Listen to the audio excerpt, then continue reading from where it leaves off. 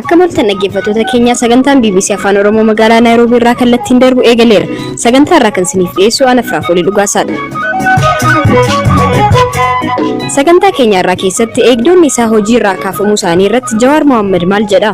Miseensummaa poolisii keessaa baafnee suuraa sun kan jedhu galle akkanaan ganama kana ka'ee dhaqeen meeshaa fi qabeenya mootummaa isaan bira jiru galchanii. Qonnaan bultoonni godina Shawaa Bahaa aanaa Fantaallee fi Boosat mootummaan meeshaa nurraa hiikee jechuun komatu.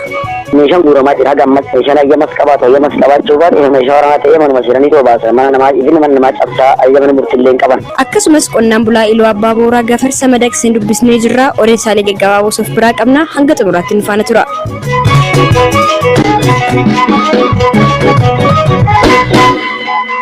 Qonnaan bultoonni godina Shawaa Bahaa aanaa Boosatii fi Fantaallee irraa dubbisni gaafa roobii eegalee humnoonni nageenyaa meeshaa hidhatan akka irraa hiikaa jiran dubbatu.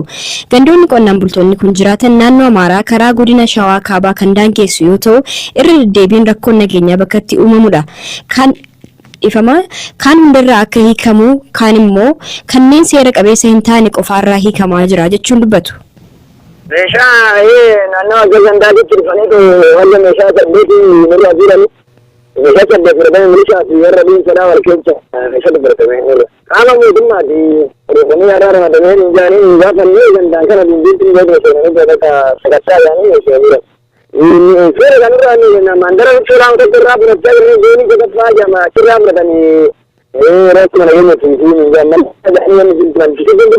malee. Warra ayyaman qabneetu fuudhan isaan dhimma nageenya kanaaf jecha malee warra ayyama kan ilaalleetu na deemsanii malee irraa fudhatan. Kana aanaa kan taane ittiin jiraan hin jaan taateffannoo dhageenye malee nageenya waan agarre hin qabne gara aanaa kan taane bifi aanaa boosatii fi jaanii dhimmi nageenya hin garra madamne. Qabiyyee jiruun nageenya mirkaneeffannee waayee hin qabu waan akka isaan sagantaatti isaan jiran garuu meeshaan immoo dubara rakkoo dhaqisa irraa guurame sirriidhaa fakkeenya maqaa nama tokkoo dirmee siin jala maal meeshaan guuramaa kan jedhu sanii adda addaa kaasaa jira uummanni baay'ee naawwan fayyadamu. Ama meeshaa waraanaa namarraa guuraa jiranii Boosatii fi Fantaallee lamaan jidduutti. Aanuma guutuudha jechuun keessattuu ganda xiyyee ganda kana walitti dhiyaatu warra aanaa nama maraatti walitti dhiyaatu isaa irratti guurramaa jira. Xiyyeeffannaan guddaan ganda aanaa Boosaa keessa ganda Rogeecha jedhee fi ganda Rogeecha Boqoree fi ganda Borqataa haga ammatti meeshaan guuramaa jira. Haga ammatti manatti hin deebina mana sakattaa jiranii. Meeshaan ayyamas qabaatu ayyamas qabaachuu baate meeshaa waraanaa ta'ee manuma jiranii too baasa mana namaa ibin mana namaa cabsaa ayyamani murtillee hin qaban. Akkatti cabsaa guuraa jiran. Humna addaati kaayyoo humna hidhatee humna addaati jedhanii humna addaa yoo ta'e humna addaa naannoo Oromiyaa yoo ta'e nama uummata Oromootiif dhaabbate malee nama uummata Oromoo miidhuunis akka beeknutti ka'oo kan Oromiyaa ta'e. Yoo kan federaalaa ta'e immoo kan mootummaa federaalaa ta'e maaliif kara naannoo Amaaraatti inni seenee warroota daangaatti walitti bu'an kana maaliif fudhanii ne waan jedha sana komee kanaa qabna nu. Mariin jiru warra bulchaan illee gaafannu humni kun humna nuyi bobba'uu miti. Warra olaanota ramadee waan isaan ramadee bisin beeknu nullee amma aangollee qabnu kanaaf waan goonu qabnu waan jedhan isaa illee kan kaasan yoo bilbilee gaafannu warra aanallee kanaaf homaa gochuu hin dandeenyu waan jedhan kan deebisan. Dhimma kanarratti kan dubbisne bakka bu'aan ajajaa qajeelcha poolisii godina Shawaa Bahaa Komaander Tasfaa'uun Taaddasaa garuu hojii saamtota adamsuutu adeemsifamaa jira malee meeshaan waraanaa qonnaan bultoota irraa fudhatamaa hin jiru jechuun BBC'tti himaniiru. Qotee bulaarraa meeshaan hiikamaa jiru hin jiru. Ifatti kana wal qabatee saamicha adda addaatu gaggeeffama. Saamicha kana wal qabatee hojiin shakkamtoota barbaadu hojjetamaa jira. Kana wal qabatee namoonni dhimma kana shakkaman kan qabaman yoo jiraatan irratti kan taphatanitti meeshaa hiikuudhaaf qotee bulaarraa meeshaan hiikamaa jiru. Yoo kana keessatti namni nagaan irraa hiikamee jiraate adda bahee kan seeraan deebi'uuf ta'a malee namni akka raawwanne meeshaan sararaan hiikamu gara fuulduraatti hin godhamu.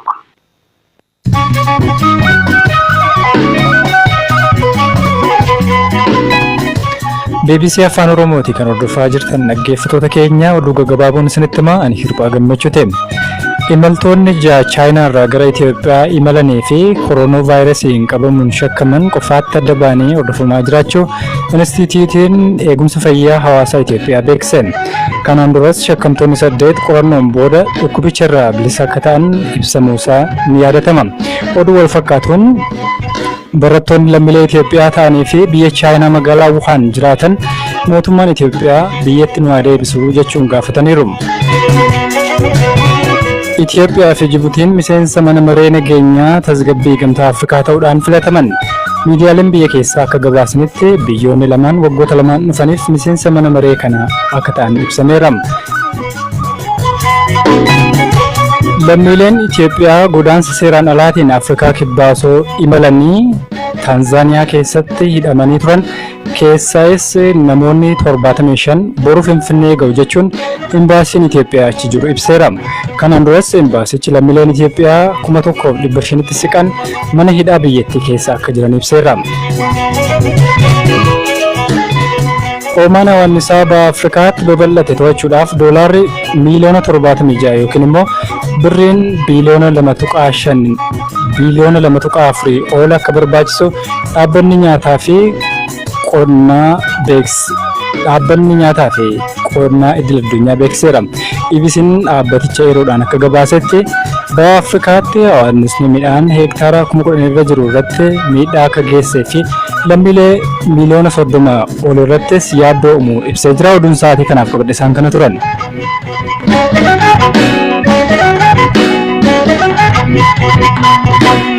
Ji'oota muraasa dura Jawar Mohammed eegdota isaa mootummaan osoo isa hin beeksisin na dura kaasuuf jechuun fuula feesbuukii isaa irratti erga barreessee booda deeggartoonni isaa daandiitti ba'uun mormii dhageessaniiru.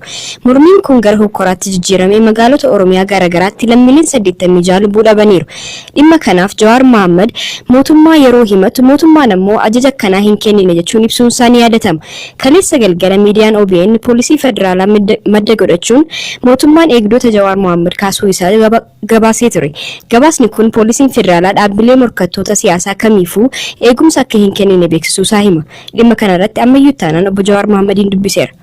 Komishinii Leeksuun argate komishinii Daashee wajjin teenyee haala jiru guutuu mari'annee namoota biraa eegaa isa kaasaa jiranii fi kanaaf na biras warra jiran kaasuu akka barbaadan naa himanii dursee kan ammoo ijoollee wajjin mari'adde ijoollee wajjin kan mari'anne ijoolleen deemuu akka hin barbaanne asootuu akka barbaadan waliin mari'annee haala amma durseen maqaan isaaniis suuraan isaaniis bakka adda addaatti ba'aa waan tureef nageenya isaaniitiifis sodaachisaa akka ta'e nageenya asootuu akka barbaadan jala muranii natti himanii kan waan isaafis himani haaluma komishinii kan ta'u taate miseensummaa poolisii keessaa baafnee sibiil haasawwan kan jedhu walii galle kanaan ganama kana ka'ee dhaqeen meeshaa fi qabeenya mootummaa isaan bira jiru galchanii na biratti hafanii yookiin maaliif akka dabarse duubatti naaf hin galle dhimma sekiuritii dhimma nageenya kana paakistaanii godhuu baatanii poolisaayii godhuu baatanii gaarii ta'an akka fakkaata dhimmichi dhimma falmisiisaa hin turre dhimma hojmaataan laallee walii galleedha. Xalayaan sun maqaa kiyyaan barreeffame na bira hin geenye erga OBN bira ga'eedha kan ijoolleen OBN keessa jiran kan natti fidanii warri poolisii federaalaas dhimmichi miidiyaatti ba'uusaa hin beekniti bira ba'uus hin qabu ture jedhu arga hubatanii maaliif miidiyaa irratti waan san dhiyeessuu barbaadan naaf hin galle. Eegdota meeqa qaba turte Jawar? Eegdota 4 ture. Mootummaan amma eegdota si biraa fudhachuunsaa yaaddoo nageenyaa sitti uumaa? Qofa yeroo ammaatti kaasuun isaanii murtii siyaasaa akka ta'etti tarii yaadni isaanii eegdota kan kaasun taate duula godhaa jiru sochii uummata keessa godhaa jiru kana sodaatee tafa yaan jedhu akka kalkulee godhaa kan hubadhu wani kalkuleeshinii doonguraati. Wanti poolisii federaalaa waliin mari'attanii murteessitan maali? Eegdonni amma si bira turanii mootummaan hojiitti akka deebi'an ibseera.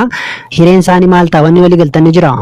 Madras nageenyi kiyya akka eegamuuf kan ramadanii ammas nageenyi kiyya irratti seerri cabee yaaliin xumurannaa yaalii san dura dhaabbatanii kan fashalsanii kanaaf kana kan godhan heera biyyattii eegsuudhaaf oromummaa maallaqanii hireen isaanii seera kiyyaas waliin hidhamee harka uummata oromootiin harka biyyaataa jechuudha. Kanaafuu tarkaanfii isaa achi fudhattu maali? Ofumaa eegdota hin qaxalatte jechuudha. Eegdonni kunis hin jiru hojiin itti fufu yeroo caalaa immoo uummanni oromoo jira waaqessidha. Kana caalaa eegduun waaqaaf uummata caalu samees hin bu'u lafaa hin ba'u. Akka poolisii federaalaa wajjin mari'atteetti taanaanii si qofa osoo hin taane hooggantoota siyaasaa kaanillee si'achi eegdota karramanneefidha kan isaan sitti himan. Isaan akka jedhanii garuu dhugaa natti hin fakkaatu. Ati dhimmi kun dhimma maanaa wal qabatudha. Keessattuu wal dhaabbannaa mormii muummicha ministeeraatii fi paartii biyyattii caalatti muummicha ministeeraa wajjin qeeqaan isarratti dhiyeessu ammallee shalinni filannoo dhiyeessuu wal qabateeti kan fudhataman warra biraas irraa ammas hin kaane kaasuus hin qabanii xiyyaa taatanii rakkoon qabu waan uummata natiifsu guddaan qaba. garuu namoota biraa irraa kaasuun qabani. Jawaaris jecha namoota biraa saaxiluun qabani. Kan kiyya rakkoon qabu. Kunis qatamachuu nama danda'a. Yeroo guddaa jira, uummata Oromoo guddaa jira.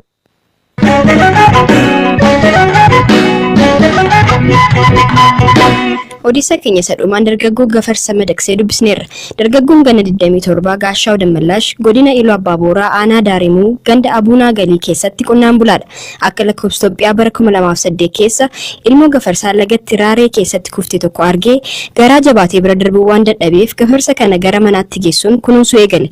Amma garuu Gafarsi kun rakkoon irratti uumaa jira jedha. Ammayyuu taanaatu dubbise. Itti geessanii yoo abbaa koo kana kaafaddeeni.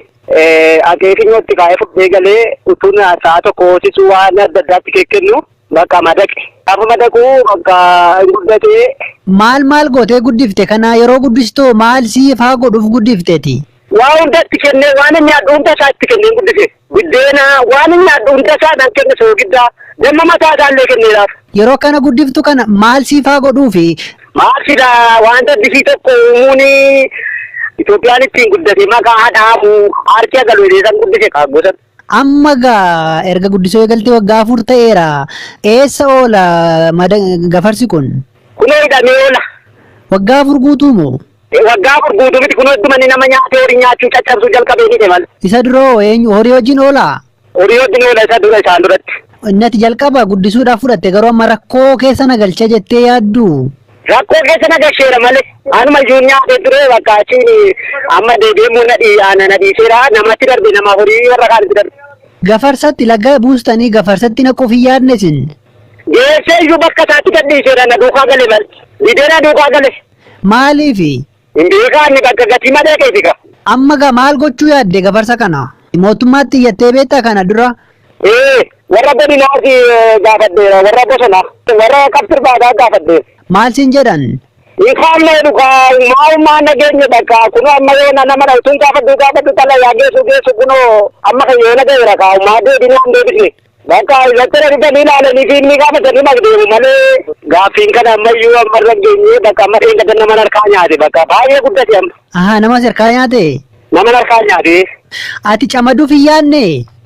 Ittiin qoteeraan. Hin qotaa sirriitti? Hin qotaa keessan gosa caalaatti qofa. Amma gaa mootummaan harkaa fudhatu jette waggaa 4 ta'e yoo ammas harkaa fudhatan osin mararuu? Yaanna kaa'itti deebinee walii gallee ammas. Erga fudhatanii booda akkasii deebisan barbaadde? Lakki. Maal rabbi gara biraan qabu? Ammas laga dhattee fiduufi? Kana dura nama Gafarsa Madaksee dhageessee yookiin agartee beektaa bakka isin jiraatanitti? Hin beeku. Warri durii adamsuudha malee madaksan hin beekanii? Hin beekanii jarumannaa harka iyyuu miti namni Gafarsa deesse seenaa qabaa jiru ani immoo fayyaa isaa guddisee agarsiisaa jira qabutummaa godhin kaayyesse. Kanaaf isa dura adamsan sana sirrii miteettee mormita? Eeyyee nan mormu. Horiidhaa wanta ta'e godhe maalaafi goona bichitedha. Jagnummaadha. Kanaafuu amantaa horiidhu namtuusaa horiidha bakka. Baasii nyaataa Gafarsa kanaatiin wal qabatee kisaaraa qonnaan bulaa kanarra ga'uun alatti namootuma guddisan irrayyuu miidhaa qaqqabsuu danda'a sodaan jedhu jira. Dabalataanis wanta kanaa kan barame ta'uu baatus bineensa daggalaa eeyyama malee madaqsuun seeraan dhorkamaadha jechuun obbo Cammaraan BBC'tti himaniiru. Kamitti akka qabanii isaanis hin beeknu.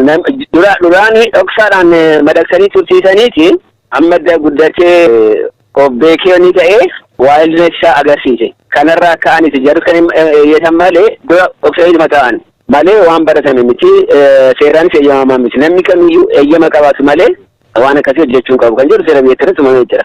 Labsiinsaa labsii 541 namni kamiyyuu biyya Itoophiyaa keessatti bineensa bosonaa qabee madaqsuudhaaf eeyyama qabaachuu qaba.